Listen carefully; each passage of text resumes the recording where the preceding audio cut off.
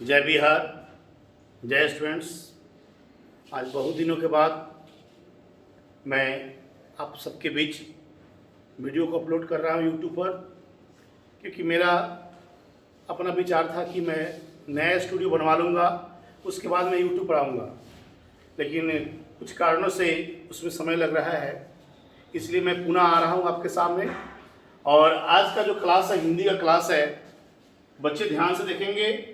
Second year का हिंदी है और सब क्लास के साथ भी हैं हम, क्योंकि आज पानी वर्षा है, बहुत ज़्यादा वर्षा हुआ है, इसलिए बहुत बच्चे तो आए नहीं हैं, इसलिए हम क्लास को ही लाइव कर रहे हैं।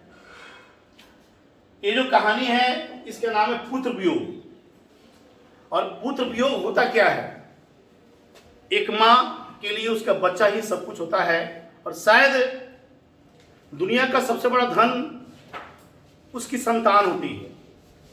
जिस माँ के पास बच्चा नहीं है उसे पूछना माँ का मतलब ही होता है एक ममतामयी औरत, जिसके दिल में प्यार और स्नेह हो, जिसके दिल में एक प्रकार का समुंदर कह सकते हैं, प्यार का समुंदर होता है।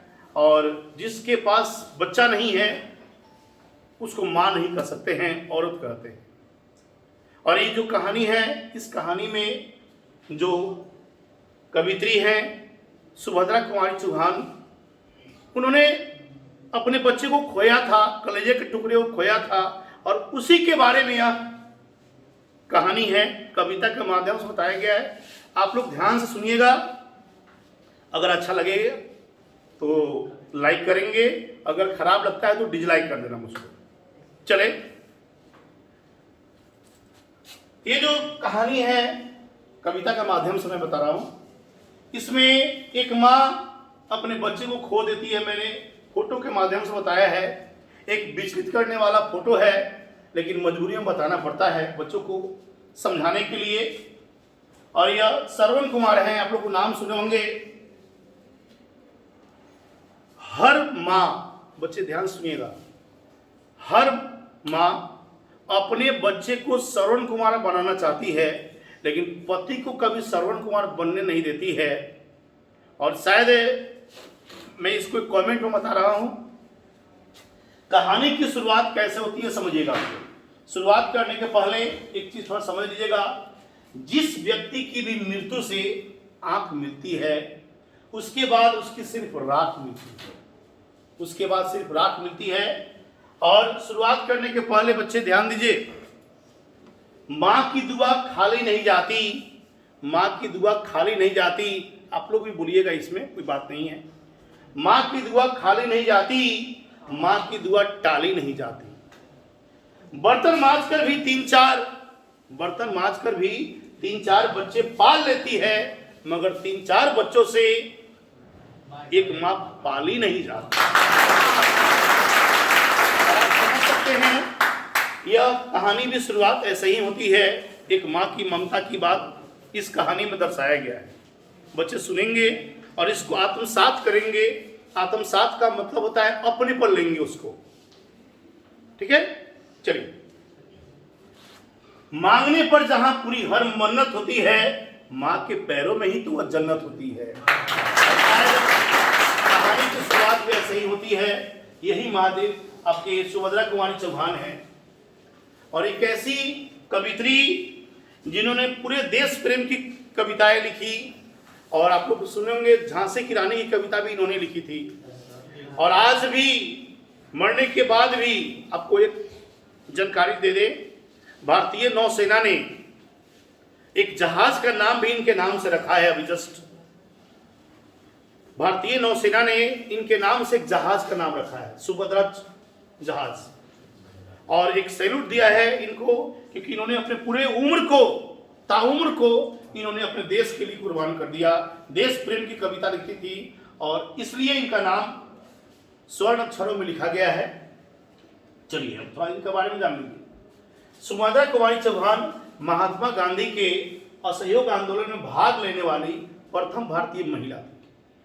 सुभद्रा कुमारी ने भारत की आजादी की लड़ाई में सक्रिय भूमिका निभाई, जिस वजह से कई बार उन्हें जेल भी जाना पड़ा। उन्होंने अपनी रचनाओं के माध्यम से दूसरे लोगों को आजादी की लड़ाई में शामिल होने के लिए प्रेरित किया। बच्चे सुनेंगे आप लोग।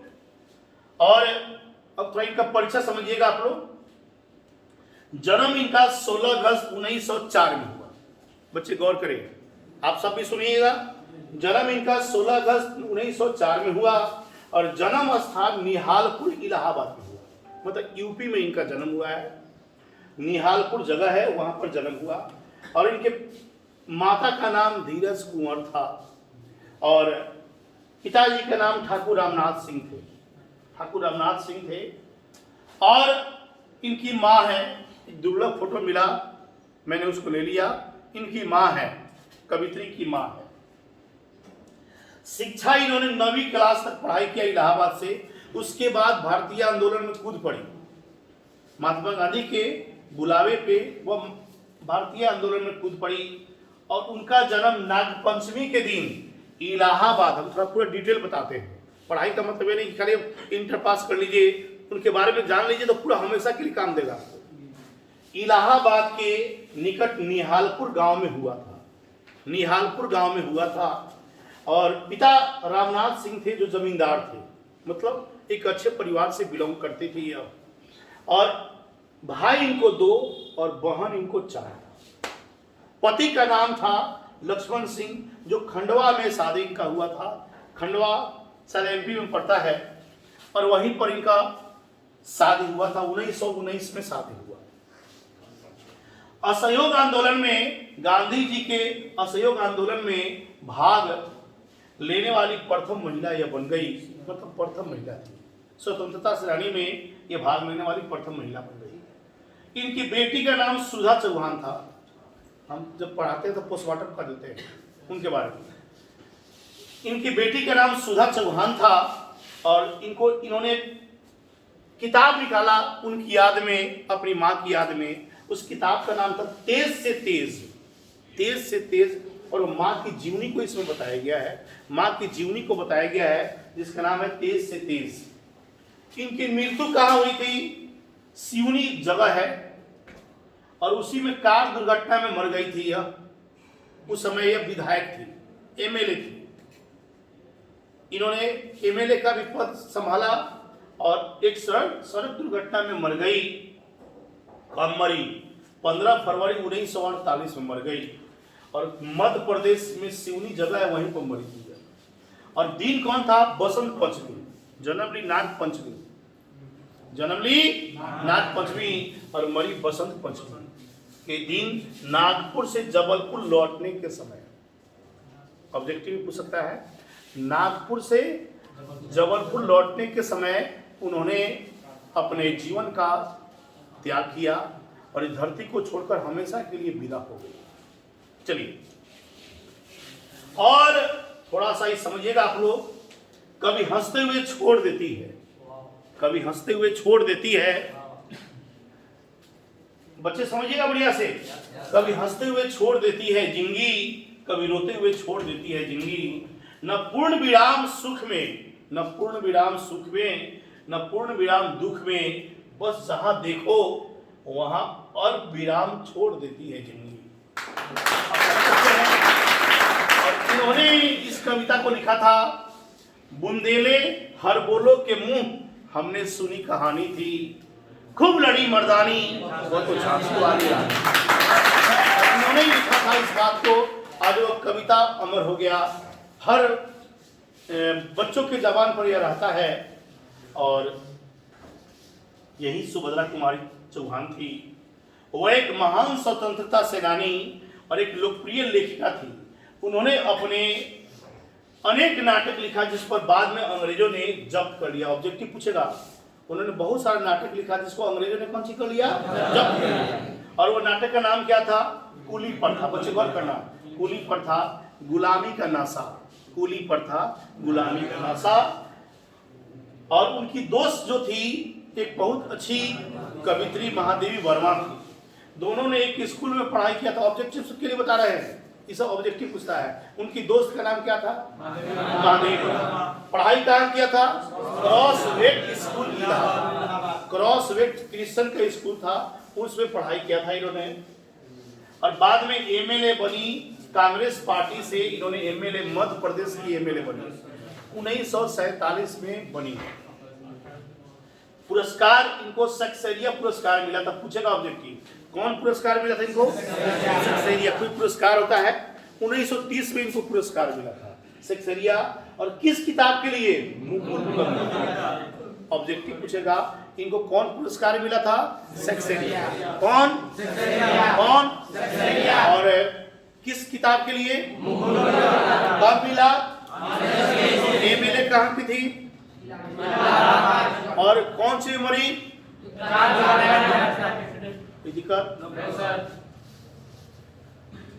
अब देखिए कविता शुरुआत कर रहे हैं, दिल को छूने वाली कविता है, क्योंकि माँ का दर्द इस कविता में बताया गया है, इनकी आप बीती को बताया गया है इसमें।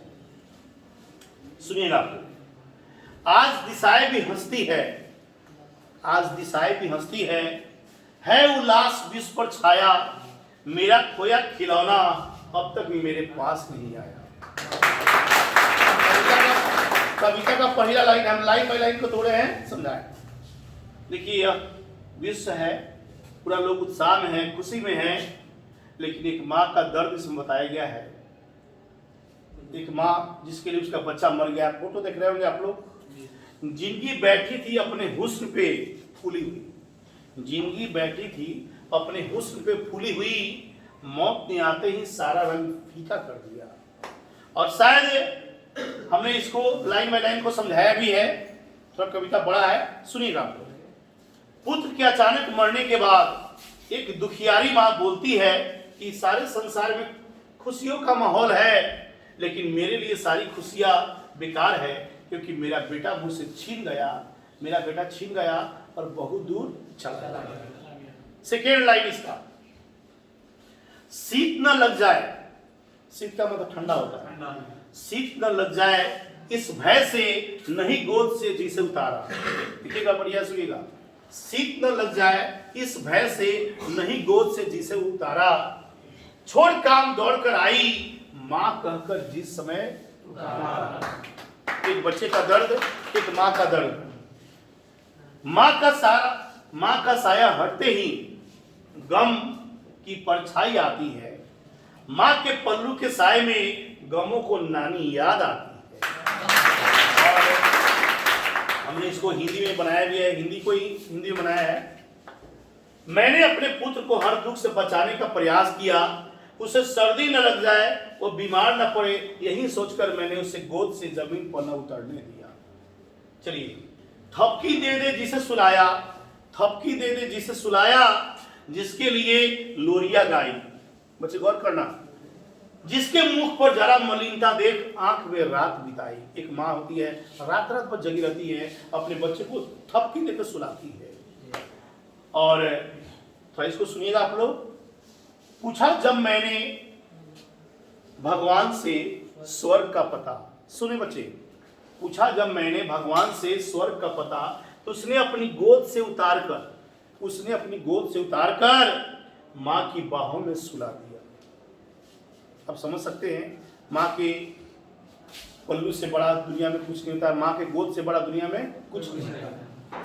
और एक पुत्र को सुलाने के लिए माँ रात भर जग कर, लोरिया गाकर और थपकी देकर सुलाती है। जिसके लिए भूल अपनापन, बच्चे सुनिएगा, जिसके लिए भूल अपनापन पत्थर को भी देव बनाया, कहीं नारियल दूध बतासे, कहीं चढ़ाकर शीश नवाया।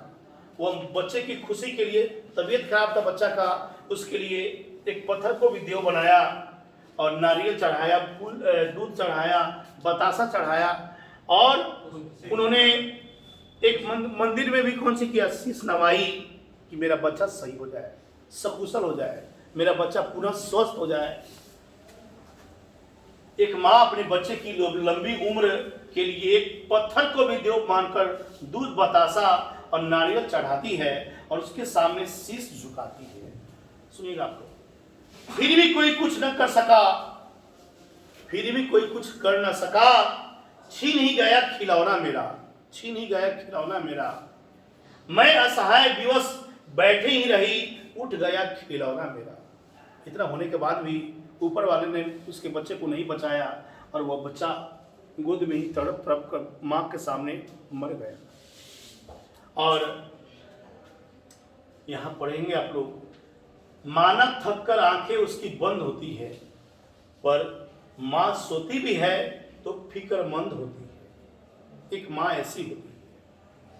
कवित्री कहती है कि मेरे द्वारा की गई पूजा अर्चना कोई काम ना आई और मेरे दिल का टुकड़ा मुझसे छीन ही गया और मेरे आंखों के सामने से ही भगवान को प्यारा हो गया। भगवान को ये इमोशनली कविता है। तड़प रहे हैं बिकल प्राण, बच्चा सुनिएगा, तड़प रहे हैं बिकल प्राण मुझको पल भर शांति नहीं है, वो खोया धन पर न सकूंगी, इससे कुछ भी भ्रांति नहीं है। तड़प रहा है, मर गया है बच्चा, उसके लिए तड़प रही है और सोचती है कि मेरा वह धन मुझको वापस ऊपर वाला लौटा दे। मेरे प्राण तड़प रहे हैं और मुझे एक पल की भी शांति नहीं है। मैंने जो अनमोल धन खो दिया है उसको मैं कभी पा नहीं सकती, उसको मैं कभी पा नहीं सकती। बच्चा सुने, यहाँ इस फोटो को आप लोग देखिएगा और फीलिंग कीजिएगा। फिर भी रोता ही रहता है, फिर भी रोता ही रहता है, नहीं मानता है मेरा मन, फिर भी रोता ही रहता है, नहीं मानता है मेरा मन। बच्चे सुने, फोटो भी देखें।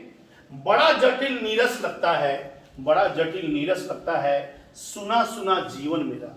बच्चे के जाने के बाद माँ का जीवन क्या है? सुना सुना हो जाता है।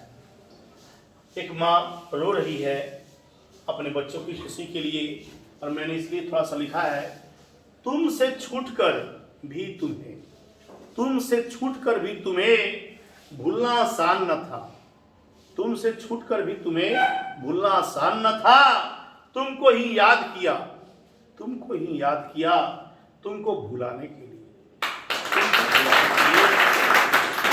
कवित्री अपने कलेजे के टुकड़े को याद करती हुई कहती है कि मैं जानती हूं कि मैं अपने पुत्र को प्राप्त नहीं कर सकती, फिर भी मेरा दिल इस बात को मानने के लिए, एक माँ का दिल मानने को तैयार नहीं है कि उसे कलेजे का टुकड़ा उसे छीना गया है।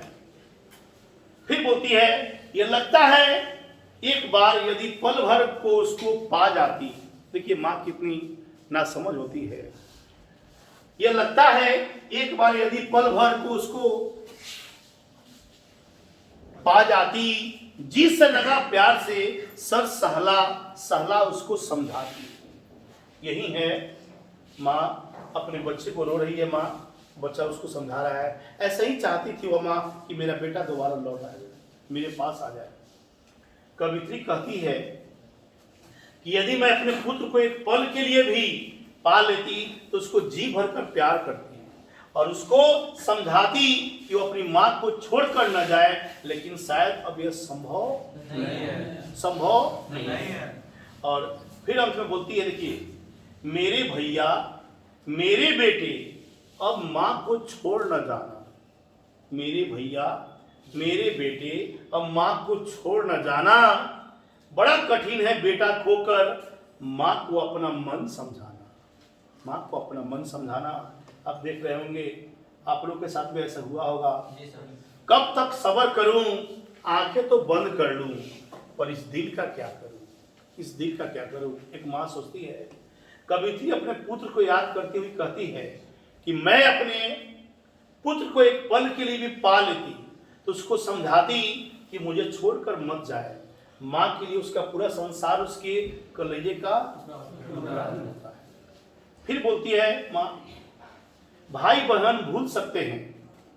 माँ क्या बोलती है सुनिएगा अंतिम, भाई बहन भूल सकते हैं, पिता भले ही तुम्हें भूल जाएं, किंतु रात दिन की साथी माँ कैसे अपना मन समझावे, कैसे अपना मन समझावे।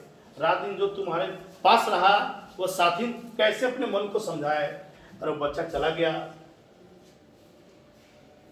और एक माँ है, एक बच्चा है, मांग लो यह मन्नत कि फिर यही जहान मिले, फिर वही गोद, फिर वही माँ मिले। और जाते आते इस कविता का निष्कर्ष मैं बताने जा रहा हूं, सुनिएगा आप लोग।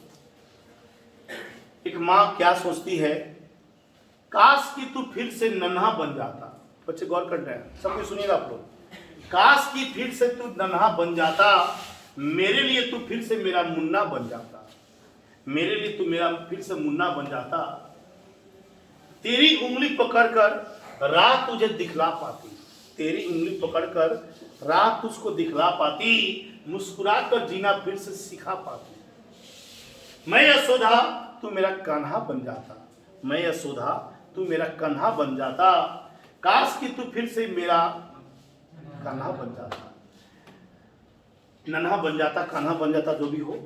अपनी तोतली आवाज से, अपनी तोतली आवाज से मम्मा मुझे बुलाता, मम्मा मुझे बुलाता।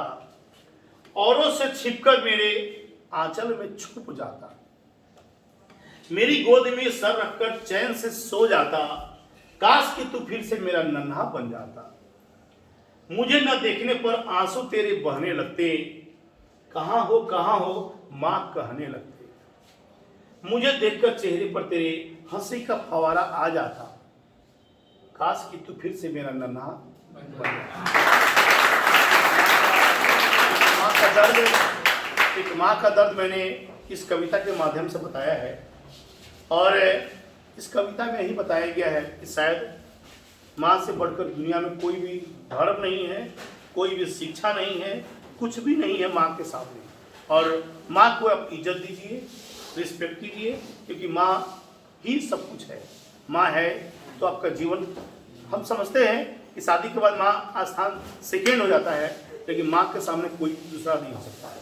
और जाते आते थोड़ा सा, एक बहुत दिन के बाद हम आ रहे हैं, अगर आपको अच्छा लगता है YouTube चैनल ETC चंपारण को सब्सक्राइब कर दे। आपका अपना जीव सर, अब जो भी हैं। और एक चीज़ जाते आते थोड़ा सा समझेंगे बच्चे। साल निकल रहा है, साल निकल रहा है, कुछ नया होता है, कुछ पुराना पीछे छूट जाता है। साल निकल रहा है, कुछ नया होता है, कुछ पुराना पीछे छूट जाता है। कुछ ख्वाहिश दिल में रह जाती है, कुछ ख्वाहिश दिल में रह जाती है, कुछ बिना मांगे ही मिल जाती है, कुछ बिना मांगे ही मिल जाती है। कुछ छोड़कर चले गए, कुछ छोड़कर चले गए, कुछ नए जुड़ेंगे इस सफर में। क्रैश कोर्स में बहुत बच्चा नहीं पढ़ रहा है, बहुत बच्चा नया आ गया। कुछ छोड़कर चले गए, कुछ नए जुड़ेंगे इस सफर में। कुछ मुझसे खफा है, कुछ मुझसे खफा है, कुछ मुझसे बहुत खुश हैं, कुछ मुझे भूल गए, कुछ मुझे याद करते हैं, कुछ मुझे याद करते हैं। कुछ शायद अनजान है और कुछ बहुत परेशान है। कुछ को मेरा इंतजार है, बच्चे गौर करेंगे, कुछ को मेरा इंतजार है और कुछ का मुझे इंतजार है। कुछ को मेरा इंतजार है और कुछ को मुझे इंतजार है। कुछ सही है, कुछ गलत भी है। कोई गलती हुई तो माफ़ कीजिएगा और कुछ अच्छा लगे तो याद कीजिएगा। बस इसी के साथ जय बिहार, आपका अपना ETC। जय बिहार।